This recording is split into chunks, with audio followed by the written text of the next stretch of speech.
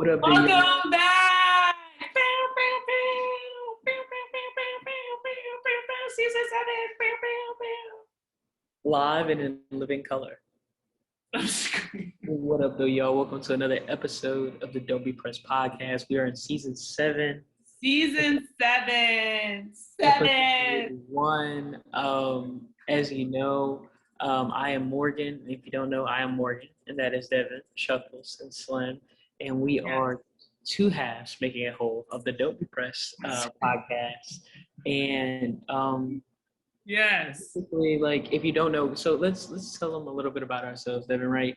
We started this podcast because we wanted to be the voices for young girls that we never had, right? So obviously ages 16 to about 30, because we want to inspire those a little bit older than us, because everybody within that 25 to 30 can relate, right? We can relate to the same issues, same things we're going through. So we wanted to be that Black female podcast that was really speaking to the younger versions of ourselves. And and that's how we got here. Yeah. We talk about literally, pressing topics, Yes. that go on in our millennial-ish lives. So, yeah, like Morgan said, we want to be the voice. And show you how to not be pressed about it. Pressed is a term used in the Black community, right? Worried, angry, annoyed. Yeah, so we want to validate that those experiences exist, and we want to show you how to move on from them and how we've moved on from them. And maybe in this season, you'll see, bring in a guest to show how they've owned those different stigmas, to tease you a little. Yeah, so I'll just do that now. So our season theme, this, because we got the themes. Each season we got a theme. This season is all about owning your stigma and owning the imperfections that we kind of talked about last season that society, family, friends, people put on us to make us feel like something's wrong with us. When in reality, we don't want you to be pressed about them because there's nothing wrong with you. And we also, if you need help or are struggling, we're giving you resources, we're giving you tips, we're giving you our advice based off of our personal experiences, and some of the, we'll say, experts in the field, some of our guests. I think we can call them that. That works. So yeah, that's kind of what this season is about. So each episode will be covering a different stigma. But before we get into what this episode's about, we clearly have some announcements. We have been extremely busy working. Trying to make sure that we are pushing out content during our off season. Yes. And trying to make sure we are getting ready for this season. So in our break, we've been pushing a merch line, right? All summer long, we have DBP summer and spring accessories, collections of phone cases, stickers, masks, and our Unapologetically Me t-shirts, which I'm sure you guys have seen on Instagram. And if you haven't, go head over to don'tbepressed.com and get you some of that merch. Some pieces will not be available after September 22nd. So go ahead and make sure you get yours as soon as possible. We definitely gonna have more Pride merch, but we gotta stay in season. Those pieces are very summery. Wear how you feel and who you are on your sleeve, literally. Literally, yes. And another announcement is clearly and obviously, well, I guess it's not as obvious for our podcast streaming platforms, but we made a YouTube channel, guys. Don't Be Pressed on YouTube. We are here. You see our faces. I'm here. Morgan's there. We're making it work. And a lot of people ask if we're ever going to do a YouTube channel. And yes, we are. So you can catch us not only on all the streaming platforms that you already listen to, Apple Music, Spotify, Google Play, Stitcher, literally anywhere you type in Don't Be Pressed, but also on YouTube. Just type in Don't Be Pressed and you'll find us. Here we are. So definitely hit the red button down below. Subscribe. I'm just pausing. Subscribe. Please. All right, cool.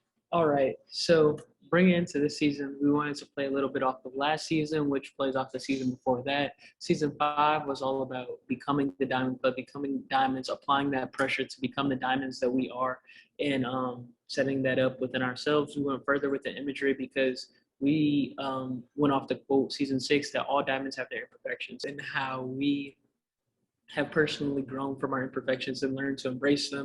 In this season, we want to go into how we want to own stigmas, right? Because stigmas are like a dark mark. Like they're not an imperfection, but they're like a more entrenched dark mark on who you are as a person and why you're not systemically, according to the system, right, of the white picket fence and the perfect, the 4 kids and this and that and the third. Why nobody is going to be that. Everybody is going to deviate from that, and how to own those dark marks, how to make those dark marks your own, and how to know that you're not alone, because we're telling you how we've dealt with them, and we have professionals that are telling you they have dealt with multiple people with those same stigmas. Exactly. So we're going to slide off into this break, and when we come back, we have a very exciting guest. Don't touch that app.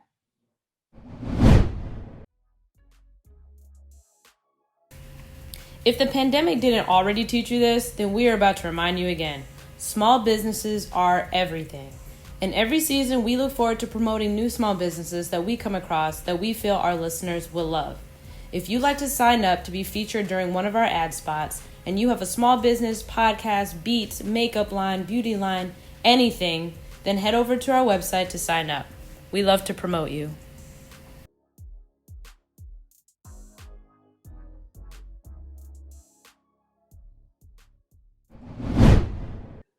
Welcome back, y'all.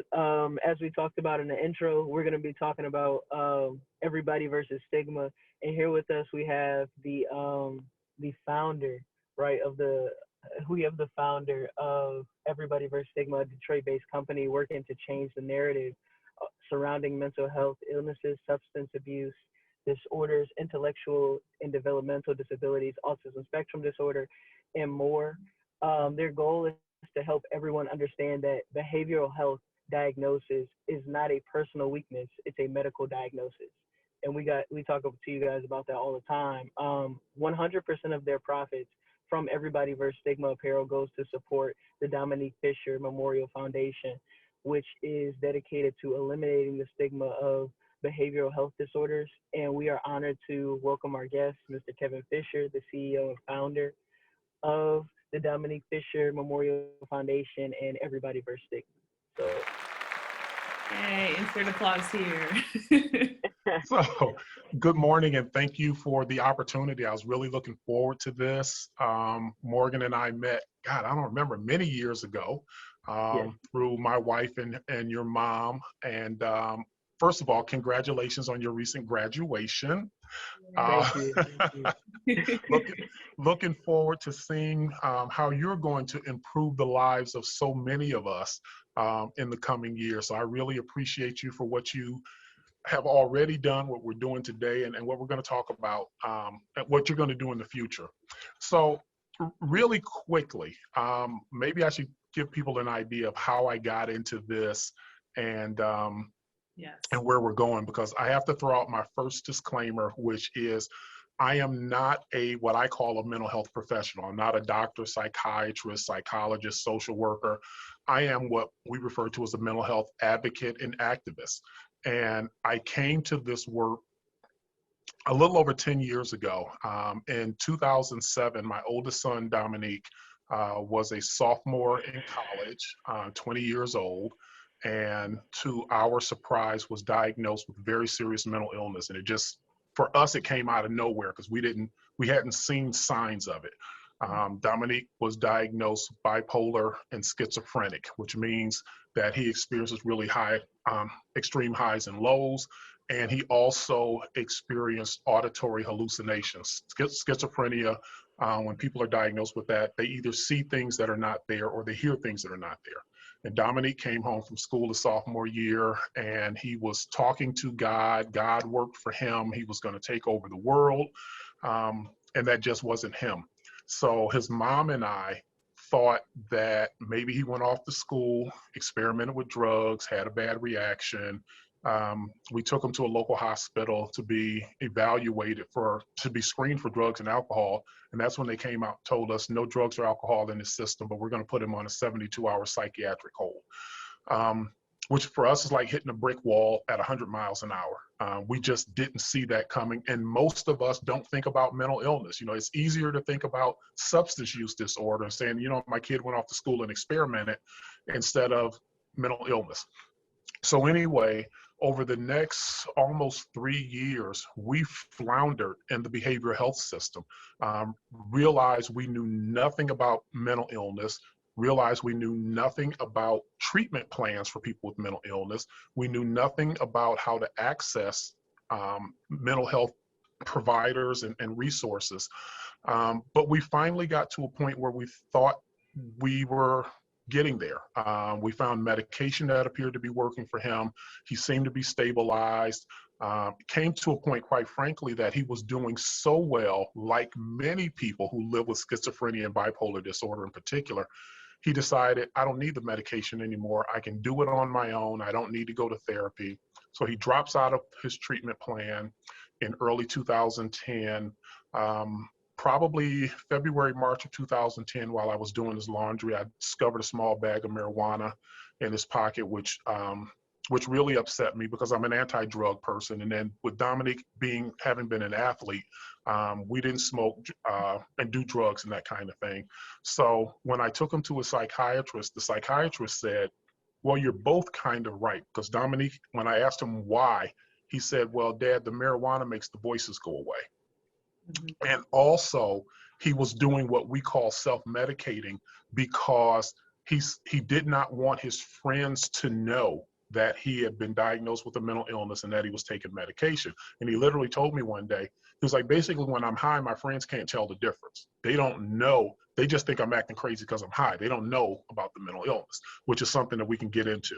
So I was really surprised when the doctor said, well, you're both kind of right. She said, this marijuana will make the voices go away, but they will return in greater frequency and greater intensity. And there will come a point where the marijuana will not be strong enough to chase the voices away, and he will graduate to stronger drugs. And you will then have what we know as a person living with a co-diagnosis or dual diagnosis. He now has a substance use issue, but he still has the mental health issue that he had. So he decided to leave my home. He was an adult, which is a whole nother show we can get into, finding treatment for people who are adults who need mental health care and don't realize it. But anyway, he decided to leave my home. And unfortunately, I'll speed this up. On June 27th of 2010, we lost Dominique to suicide. He was helping his mom pack and move her from her apartment, and he quietly went in the basement and hung himself. So I came to learning about mental health, trying to manage my own grief in losing my son and trying to understand what I missed all these years. And so in addition to being the CEO of Everybody vs. Stigma and the Dominique Fischer Memorial Foundation, I also happen to be the state executive director for NAMI, the National Alliance on Mental Illness, which is the nation's largest grassroots mental health organization, which is a wonderful resource for anyone who's affected by behavioral health care disorders. So forgive me for the long explanation, but that's how I got here. Yeah. Oh my, thank you for sharing that with us. Oh my God, that's just such a, I feel like there's so many layers to that. And Devin, I hope you don't mind if I go first. No, go ahead. So you touched a little bit on how we just assume that a mental illness is a substance abuse issue, and how you guys were your first intuition was, did he experiment with drugs, and then like him actually going to medicate on those drugs and having a co-diagnosis. So do you guys find that a lot of the people that we see like on the streets are homeless and things like that they're suffering from a dual diagnosis as well?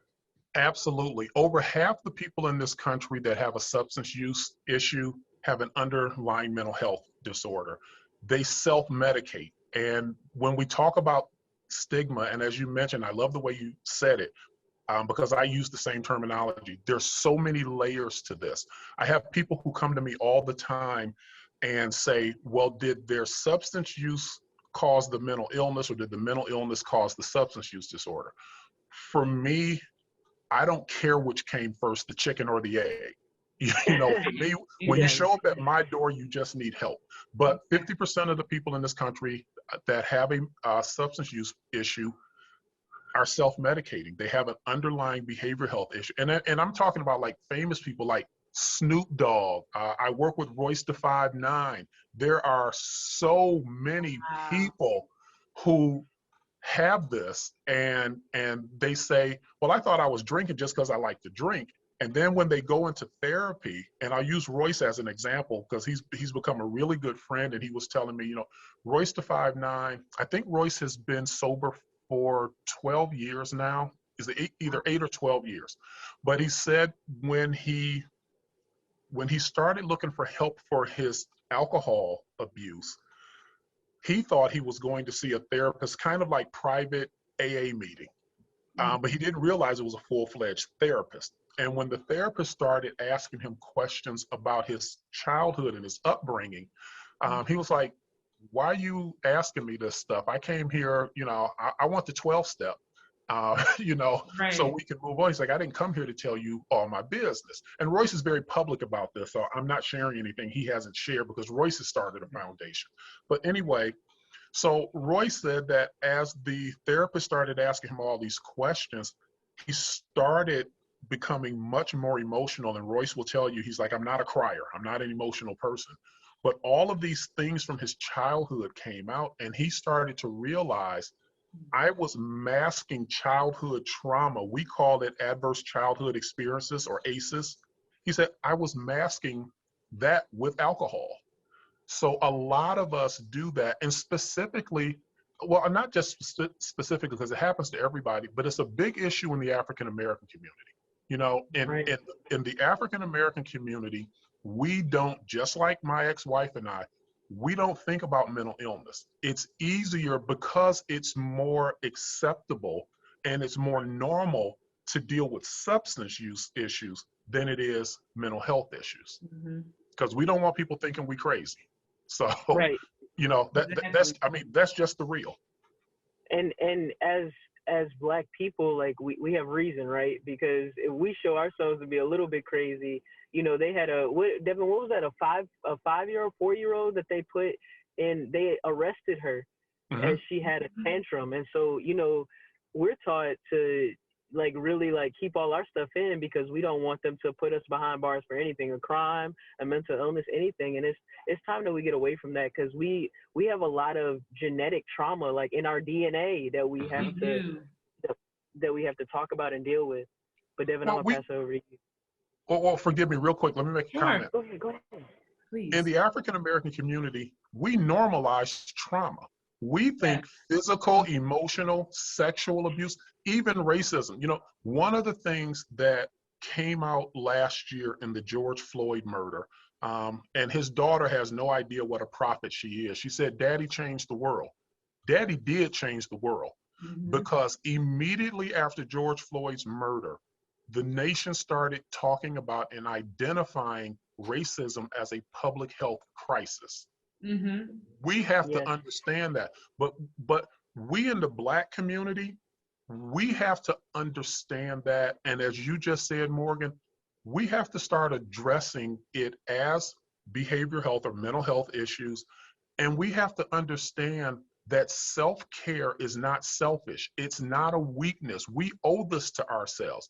Our quality of life and literally length of life is affected by those things that we internalize, because those things don't just rear, when we internalize and we suppress, it doesn't just rear its ugly head in forms of mental illness or suicide. It comes out in cancer, hypertension, stroke, diabetes. Those things manifest themselves physically, and it affects the quality of our life, and it shortens the quantity of our life. Yes. And one of the things that I really liked that you said was, well, so for me, I'm not a professional at all. I studied psychology in college, and one of the things that I learned, one of my teachers put it so well, is that you can't tell someone just to be happier or to stop a manic episode, just like you can't tell them to stop a stroke and stop a heart attack. It's the same level of you not having control over yourself when something like this happens, and it is an actual disease that people cannot help. Yeah, well, mental illness is a medical diagnosis. When we talk about stigma, the stigma of mental illness is that it's a choice. It's a weakness of character. Yeah. You woke up one day and decided to play crazy. You know, Right. the fact is mental illness is a chemical imbalance in your brain. It is a medical diagnosis, and you cannot separate your brain from the rest of your body. Exactly. Yes. Yeah, and when you growing up and you hear just people saying, blatantly calling just people crazy, or saying, oh, I'm so sad, I'm depressed, like there's a heavy weight to those words that people don't understand. And I would say, especially in the Black community, from my experience, not knowing how heavy that weight is, and teaching that generation to generation can cause more issues. Exactly. Well, and some of the things that we see, and I mean, there are lots of statistics, and I try not to bore people with too many statistics, but you know, the 50% of all lifetime cases of mental illness onsets by the age of 14, 75% by the age of 24. So we need to normalize this conversation about our mental health with our kids at a very young age, so they understand. And I know it's a catchphrase now, but it's okay not to be okay. And you need to be able to go to your parents or your teacher or your school counselor and let them know, I'm not feeling quite myself, and I need some help. And here's what I've learned, because I spend a lot of time with young people. Junior and senior high school kids in particular, they are very open to talking about their emotional concerns. They will tell you that they've had suicidal thoughts. They will tell you about trauma. They'll tell you that they've attempted suicide. They'll tell you that they took medication. It's us parents that perpetuate the stigma of mental illness. We're the ones who don't want our coworkers, our neighbors, the people we sit next to at church to know. We're the ones who need to help break this stigma. Kids are ahead of us on this. Wow. Yeah, I did not. I'm sorry, I'm a little shook. That is a point that I don't think has been made to me, and that's so true. Yeah, no, you're normal. Most people, when I say that, most people don't get it, but I spend a lot of time, especially with high school kids, and they're poetic about it. I did a forum with high school students about a month ago here in Plymouth, Canton, and there was a young lady who wrote a spoken word presentation about her suicide attempt. There was another young lady on the call, and there's like 50, 60 kids on this call, but there's another young lady who says, yes, I take medication. Yes, I see a therapist. They are very open to talk about it. The two things they told me when I asked them, what are we adults missing? The two things they said is, one, we need to know what resources are available to us in our immediate community. Don't keep sending us to 800 numbers that are being answered somewhere else. I need to be able to walk to downtown Canton or Plymouth if I need to get help. The other thing, which really caught my attention, Devin, was when they said, we need to know how to talk to our parents about this, because our parents ain't trying to hear it. Yes. And now let me go a little further. These were white kids I was talking to. You know, Black parents don't want to have this conversation. We don't. We are always, and forgive me, I'm trying to be real, not politically correct. We're the ones who say, Ray was always a little different. Ray just need to focus harder, need to pull himself up by his bootstraps, need to man up. These are all the things people told my son, people in my family said when we told him about his diagnosis, like, no, he needs to just focus harder. And I was like, he got voices in his head telling him that he is God. That's not a pull yourself up by the bootstraps issue. Right. That ship sailed. Yeah. And then us in the Black community, we want to pray it away. Yep. I'm a prayer plus person. I very much believe I'm a believer, and I believe in the power of prayer. But people in the faith community need to understand that our faith leaders are not trained psychiatrists, psychologists either. They don't get this when they go through the ministry. And many faith leaders, because I've been having this conversation the last 10 years with them, many faith leaders will tell you that they support people getting professional behavioral health care. The problem is they're not being proactive enough and saying that, because I sit in church every Sunday and I see people who I know are suffering in silence, and a lot of them, I don't even want my pastor to know, because I don't want my pastor to think less of me. And there are faith leaders out here who still think mental illness is a curse that can only be cured. It was put on you by God. It can only be relieved by God. There's so many stereotypes and stigmas that we have to deal with. And stigma affects everybody, but it is unique by community and culture. And in the Black community, it is very unique. It is very powerful. And we have to get more comfortable talking about it and taking care of ourselves, because we owe this to ourselves. Absolutely. Absolutely. And another thing that I wanted to ask you about is, I guess, for somebody who is struggling and doesn't really have that support system to reach out to, what advice would you have for them? So, great question. And honestly, this is exactly the reason I created the Everybody versus Stigma brand. I know that there are family members who are not comfortable talking about it, and then people who everybody feels alone.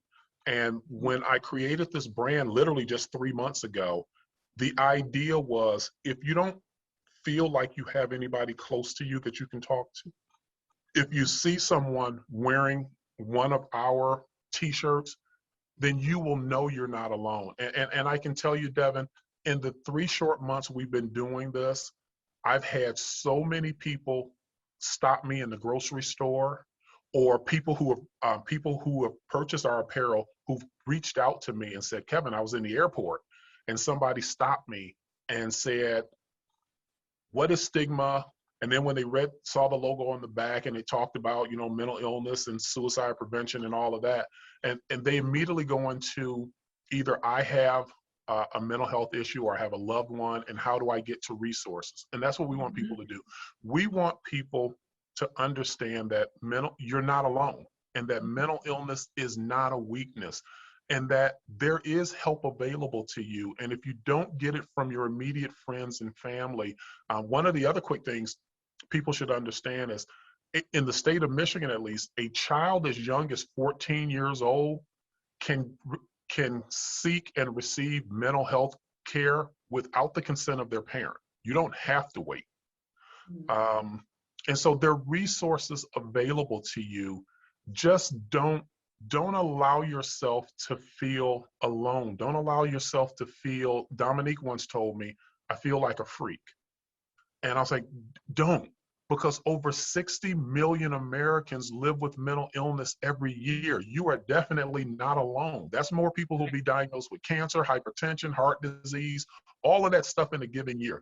Mental illness, unfortunately, it's kind of weird to say this, is much more normal than people think it is. Yes. So, and I love your shirt, be kind to your mind. Thank you.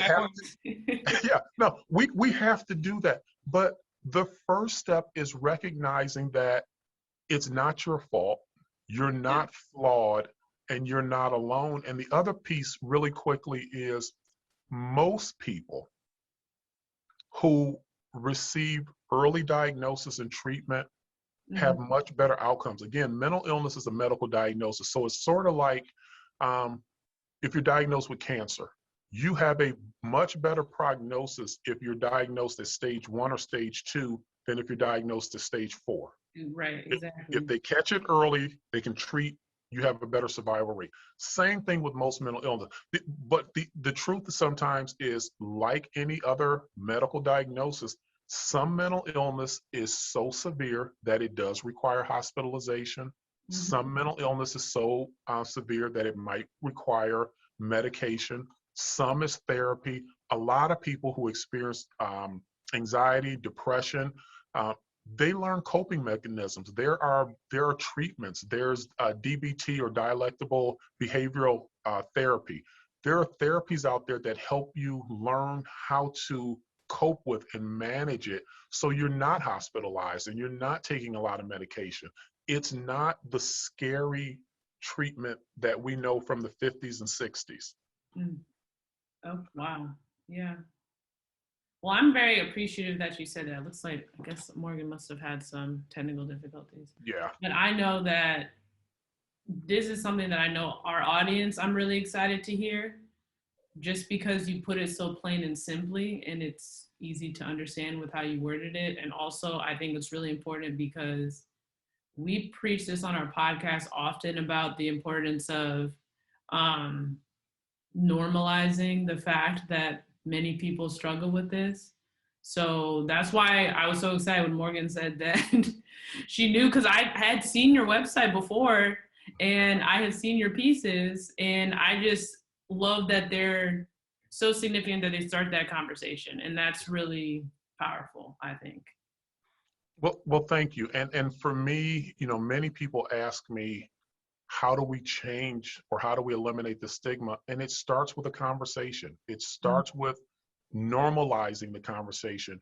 I think back to 30 years ago, when I was a kid, and I had an aunt who was diagnosed with breast cancer. Women didn't openly talk about breast cancer back then. It was, well, she's got the C word. Now we celebrate women. It wasn't long ago that Angelina Jolie was celebrated for proactively having a double mastectomy to get ahead of breast cancer. So we need to do the same thing in the behavioral health community. We need to normalize this conversation. It should be a conversation that we're having at the dinner table and the breakfast table, and at work. The United States loses almost $200 billion a year in lost earnings, directly attributed to mental illness, not substance use, not suicide, mental illness, because we don't talk about it at work. Yeah. When you have, but so many employees, I know when Dominique was diagnosed, there were a couple times when he had an episode at school, and Dominique was in Cleveland. I was working in Grand Rapids, Michigan. It's like a 5.5-hour drive. And somebody from the school would call and say, hey, Dominique had an episode. The police took him to the hospital. Well, what do I do as a parent? I get in the car right then and go see about my son. Sometimes I didn't even have the time to notify, I didn't get to go knock on the boss's door and say, excuse me, I need to interrupt your meeting. I got in the car and left. Yeah. That affected my earning.